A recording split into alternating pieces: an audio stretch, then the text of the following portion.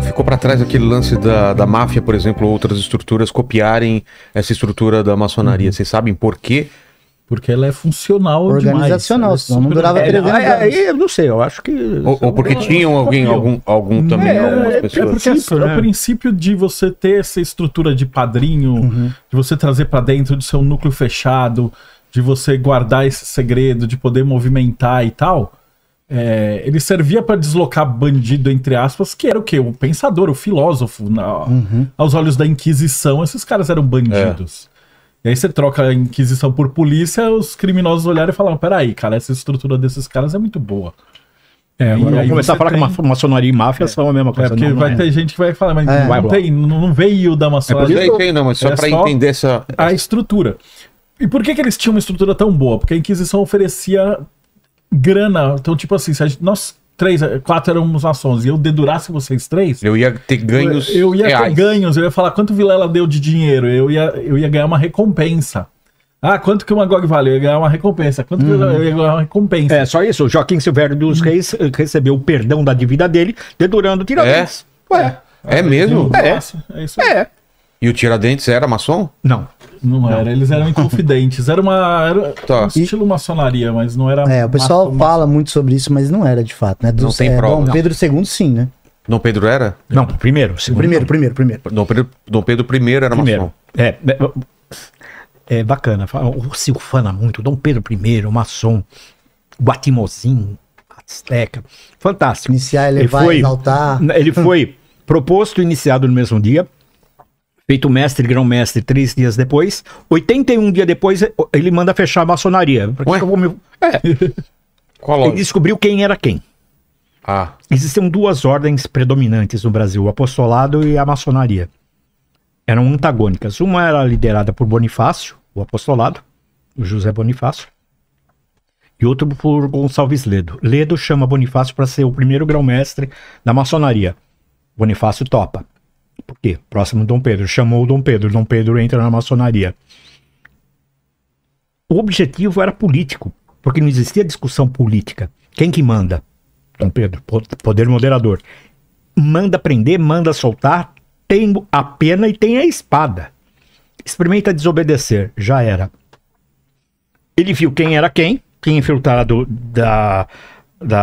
o apostolado na maçonaria e tinha infiltrado da maçonaria no apostolado. Já sei quem é quem. Manda fechar as 2. Dom Pedro era um cidadão além do seu Pra quem tempo. tá no poder, tem um poder paralelo. O Dom Pedro é punk. Maçonicamente, eu acho que só causou só interesse. Mas isso acontece ainda hoje, né? Por exemplo, quando você... acontecer direto. Mas como isso acontece. A história não é justa com o Dom Pedro. Ele viveu intensamente, morreu com 30 e poucos anos. Mas ele viveu intensamente. E o Brasil só é Brasil. Hoje, a territorialidade do Brasil, os 8,5 milhões de quilômetros quadrados, porque a independência foi proclamada por Dom Pedro, um líder local, não foi igual à América Espanhola, que cada líder fragmentou a América Espanhola, e quem costurou foi o Bonifácio. Então, o Dom Pedro foi fantástico. A unidade territorial brasileira se dá por Dom Pedro e Bonifácio, que maçonicamente eu não admiro nenhum nem outro. É interessante você citar esses nomes pelo seguinte, quando hoje ainda, né, vai se criar muitos mitos, que de certa forma também não é, né, um mito totalmente. Você fala, mas sempre tem políticos envolvidos com a maçonaria, sempre tem grandes nomes assim envolvidos. Mas não é a realidade. O pior é que não tem. O pior é que não tem. O que acontece? A ideia que a gente tem é que a maioria é... banda em todo mundo. Mas não é. Fala a verdade. Que agora é subterrâneo. E muitos absurdamente falso. A gente brinca e fala que os maçons não conseguem decidir nem o sabor da pizza que vai pedir depois da reunião. Como é que os caras estão dominando então você vai ter lá o caso do Mourão, que o pessoal fica, não, mas é porque ele pegou 33 e não sei o que aconteceu. E fulano, que também tá envolvido com a política, também é maçom. E os caras não querem falar que são, porque senão a popularidade deles cai devido à superstição. O Malafaia é maçom. Cara, o que existe é que, não sabendo explicar a vida do cara, atribui-se tudo à maçonaria. De bom então e de ruim. virou-se lendas de bom e mais ruim. lendas. Sim, de bom e de Depende ruim, do lado que você está, né? Exato. E o inquisidor tá sempre apontando o dedo, entende? Então, isso acontece demais. Agora, existem pessoas desse meio político, vereadores, prefeitos que podem ou são maçons? Tem, claro que tem. Por quê? Porque uma loja, como é que vai funcionar a entrada sua na maçonaria? Por convite.